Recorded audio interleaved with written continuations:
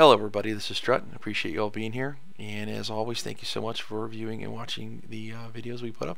I really appreciate it, and I really enjoy all the comments and constructive ideas that people have been giving me in all the different manners from either Twitter or YouTube or email or whatever.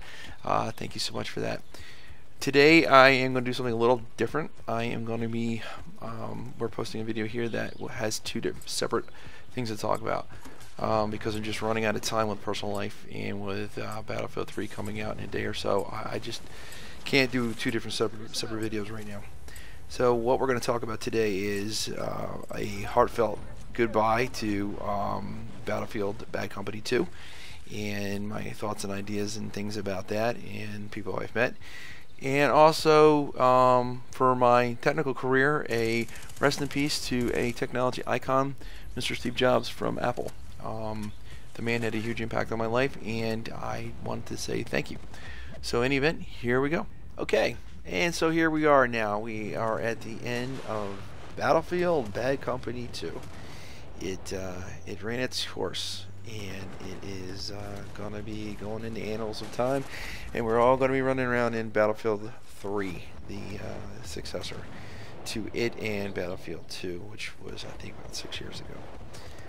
Kind of mixed emotions. It was a game that I've been playing.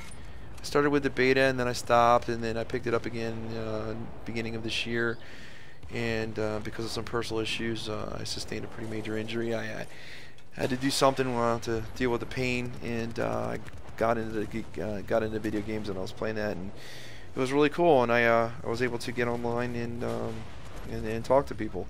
And I met a tremendous amount of people that were really cool. I played Battlefield 1, and at the time, when I played that a couple years ago, it was I played multiplayer, but I didn't have a headset, and I didn't talk to anybody. I just went in, did my thing, ran around. It was a lot of fun, but never realized what you could do if you had a team. And then started playing this game, as I said, in January, February, something like that, and got a headset and started talking to people. And it was just absolutely a whole different world. And so now at this point, here I am. I've got friends from all over the United States, Canada, Mexico, Japan, Russia, Australia, Great Britain, Ireland. I mean, you name it. It's amazing, all these people that I've met because of this game, and they've all been really cool. And if you play this game and you play it the right way and you play it well, the one thing you're going to realize is to be really successful in this game, very different from Call of Duty games, is that you have to work as a team. If you don't work as a team, you're not going to survive very long, because Rambo doesn't work well in this world. Although sometimes it does, as you'll see in the video that I'm showing here behind me. This was my final game, running around here with a guy I had just met, because none of my teammates are on. And ultimately, I'm playing Rambo because the guys on our team, the Smurfs, they weren't covering the bases. They were, I don't know what the heck they were doing, but we had to continuously. I mean, I can't tell you how many times I had to go back and recapture A, recapture B. I spent so much time at B, as you're going to see in this video. You're probably like, what the hell is this guy doing living at B? It's because no one was capturing the bases. And, you know, in this type of game, you just capture the flags. So you got to go back and capture it. Well, they weren't holding them. I don't know what they were doing. Maybe they're out sniping a lot.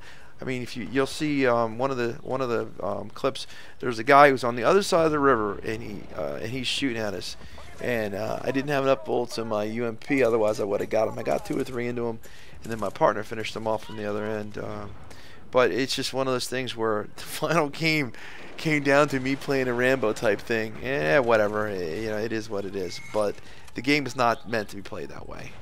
So I just wanted to say thank you so much to DICE and EA for making this game. And then in addition to that, I wanted to say thank you for all the people that I've met, because when I first started playing this game again in the beginning of the year, I sucked. I was the worst at this game.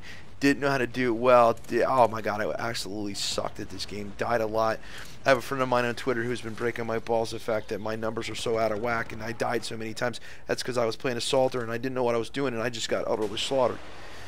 And then ultimately, I met up with some guys, the NTA guys, the clan. You see my clan title is NTA. I play with a lot of different people, but I associate the most with these fellows, guys and girls.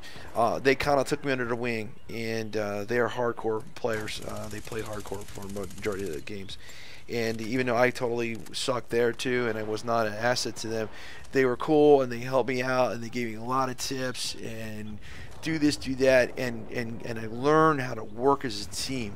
So when you've got in the Xbox world, you got 12 on 12, and you bring an 8-person party into a hardcore game, we dominated, and it was awesome. I got so much better, and I'm never going to forget the people who helped me, the friendships I made, and I think it's awesome, and I'm hopefully we'll be able to bring them continues on into Battlefield 3. And then recently now I'm making these videos because I was able to get all the technical pieces together, and I'm meeting some very cool people in the last month that I think are going to be just as cool, and I really appreciate that as well. So I'm looking forward to Battlefield 3. I just wanted to say thank you, Dice, for doing what you did with Bad Company 2. And I will see you all on the battlefield. Bye. Okay, I wanted to say rest in peace, Mr. Steve Jobs. The man was one of my personal icons, and was a visionary and was a technical maverick. He did things that traditional people would have said, why are you doing this? Pushing technology into a realm where it was artistic and beautiful and at the same time functional was not something that was thought about in the IBM centric world.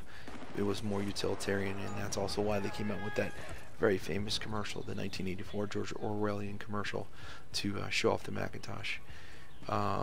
You contribute so many things to this guy and the people that work with him. The original personal computers that were actually out there and moving and selling and actually made a market came from him and his good friend Steve Wozinak, the technical wizard, who was able to shrink everything down into one small board and turn it into a personal computer. And Steve Jobs was the guy who said, hey, we can make money off this and sell it, and went out and did it. And did so well and grew so fast that they woke up the sleeping giant, and IBM had to get into the PC world. They weren't even in it at the time. They were mainframes. And came along and pushed through and came up with the Mac, graphical user interface. They didn't invent it, Xerox did, but they were able to take it and run with it and make it into something that no one else had ever seen. And then attach a laser printer to it, which was the first killer app for the Mac, and desktop publishing was born. Had a boardroom fight, and he lost his company, was pushed out, and formed Next Computer, and did a whole lot of WebSphere stuff that no one had done at the time. And also bought Pixar from George Lucas. And Pixar originally was a software hardware company. Steve saw it and they ran with it, and they didn't really like it that way, and they changed some stuff around, and I'm just abbreviating here. But ultimately Pixar became a software movie making company and ended up to the powerhouse that it is today. And ironically, the world changed and Apple fumbled, and 3 or 4 CEOs later, Steve Jobs is back in Apple, and he's turning around and he is removing and firing anyone who was left that had anything to do with moving him out of his own baby company. And at the same time, he was running Pixar and Apple together, and he sold the Pixar to Disney for billions of dollars, and focused on Apple.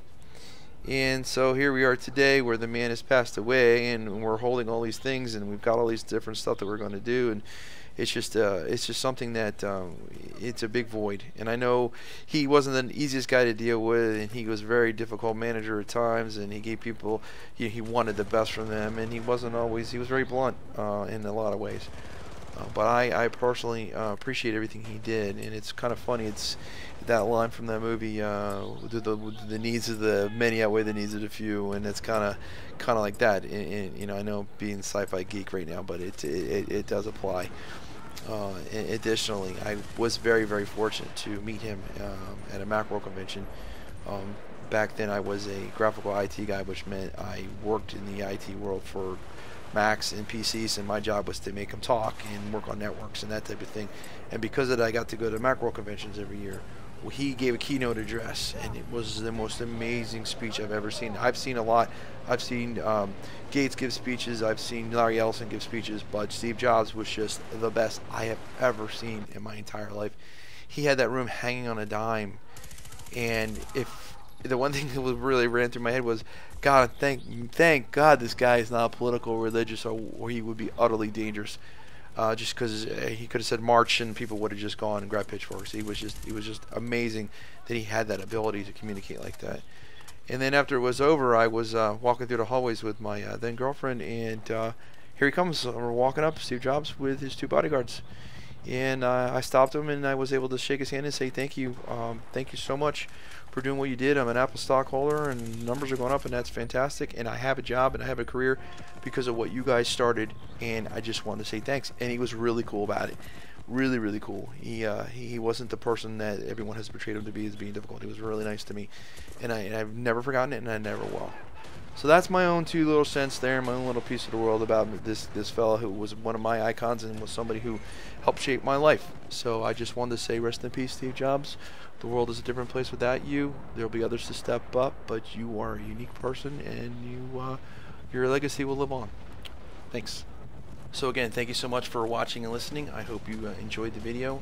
I know it was a little bit of technology and a little bit of bad company too, but it's what I had to do right now. I didn't have any other video to go with the Steve Jobs thing, so I did it this way. If you liked it, please give me a like. If you want, give me a comment. If you want to hear more, give me a subscribe. Tell me what you think. It's only going to help me get better at doing this. I enjoy making these, and so I will slowly be doing them once a week, or maybe a little more frequency than that, depending upon my workload.